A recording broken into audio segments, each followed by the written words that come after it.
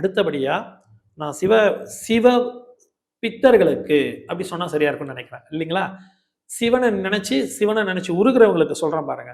நீங்க 9 மணிக்கு உள்ள போயிட்டீங்கன்னா, எதுவுமே சாப்பிடாம சிவ சிந்தனையிலே இருந்தீங்கன்னா, உங்களுக்கு விடிய காலைல வரைக்கும் தூக்கம் வராம, தூங்காம இருந்துட்டீங்கன்னா, அதிகாலை சூரிய உதயத்த பார்த்ததுக்கு அப்புறம் சிவலிங்க தரிசனம், சிவ வழிபாடு செஞ்சு, அதுக்கப்புறம் கோயில விட்டு வெளிய வந்தீங்கன்னா, நீங்க என்ன பண்றாங்களோ, வீட்டுக்கு வந்து தூங்கலாம், உங்க வேலைகள பார்க்கலாம். நீங்க 7 மணி வரைக்கும் தூங்காம இருந்துட்டு பாருங்க.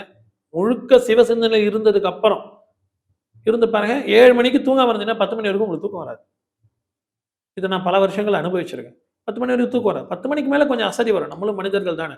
ஏன்னா, அதுக்கு முன்னாடி இருந்த உடல் வாகுகள் நமக்கு இல்ல. முன்னாடி இருந்த உணவு பழக்கவழக்கங்கள் நமக்கு இப்ப இல்ல. அதனால தூங்கலாமா? தாராளமா தூங்கலாம். வீட்டுக்கு வந்து தூங்குங்க.